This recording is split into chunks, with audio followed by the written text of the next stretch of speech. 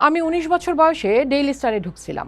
১১ বছর ধইরা art culture নিয়ে লিখি, রাজনীতি কম বুঝি। শুধু এটুকুই বুঝি, আপনারা আমাগো অফিস ভাঙেন, খুব বেশি হইলে পরের দিন এই ভাঙা ঘর থেইকা আপনার লেগেই নিউজ করুম।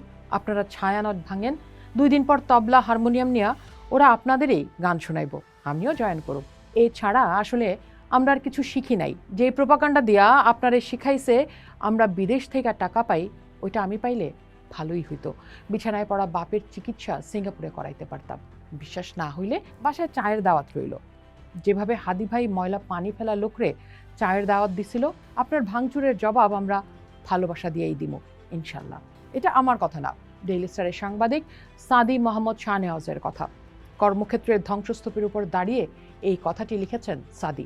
সাংবাদিক হিসেবে আমরা অনেকেই আক্রমণের শিকার হয়েছি, তাই বারবার প্রশ্ন তৈরি হয়, কেন গণমাধ্যমের উপর আক্রমণ? বিশেষ করে জুলাই বিপ্লবী ওসমান হাদি গুলিবিদ্ধ হলেন, সিঙ্গাপুরে চিকিৎসারত ছিলেন, সবার আশা ছিল তিনি ফিরবেন, কিন্তু না, তিনি ফিরলেন না। শোকাক্রান্ত হলাম আমরা, কিন্তু তার গুলিবিদ্ধ এমন মৃত্যুর খবরের পর গণমাধ্যমে আক্রমণ কেন?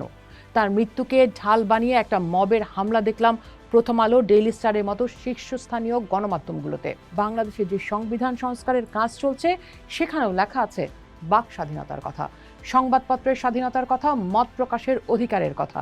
কিন্তু বাস্তবে গণমাধ্যম কি স্বাধীন? একটা সংবাদ প্রকাশের আগে সাংবাদিককে বহু প্রশ্ন করতে হয়। এই খবর ছাপলে কারা ক্ষুব্ধ হবে? ফোন আসবে কি? অফিসে হামলা হবে কি? মামলা হবে কিনা? পরিবার নিরাপদ থাকবে কিনা? চাকরি থাকবে তো? আর এসব কিছু মাথায় নিয়ে একজন সংবাদকর্মী যখন মাঠে ময়দানে নিজের জীবনের বাজি রাখছেন, তখন আবার তাকে দোসর ট্যাগিংয়ের শিকার হতে হচ্ছে। অথচ কথা ছিল, আওয়ামী কর্তৃত্ববাদী স্বৈরাচারী নিপীড়নমূলক আমলে সাংবাদিকতার উপর যে ভয়, চাপ, আক্রমণ ছিল, জুলাই অভ্যুত্থান পরবর্তীতে তেমন হবে না। কিন্তু জুলাই পরবর্তী এই অন্তর্বর্তী সরকারের সময় দেশের শীর্ষস্থানীয় ২ গণমাধ্যমের উপর আক্রমণ হলো। এছাড়াও প্রতিদিন ঘটছেন নানা ঘটনা, নানাভাবে আক্রান্ত হচ্ছেন সাংবাদিক। এবং স্বয়ং উপদেষ্টাও সংবাদ মাধ্যমের স্বাধীনতার কথা বলছেন। সেখানেই আবার সম্পাদক পরিষদের সভাপতি সাংবাদিক নুরুল কবির, যিনি কর্তৃত্ববাদের বিরুদ্ধে সক্রিয়তায় বলিষ্ঠ মুখ, তাকেও মবের হামলার মুখে পড়তে দেখছি আমরা। এই পুরো ঘটনায় কি বার্তা নিচ্ছি? বিশেষ করে ক্ষমতায় যেতে যারা রাজনীতি করছেন, সেই দলগুলো, সেই নাগরিক গোত্র কি বার্তা দিচ্ছে?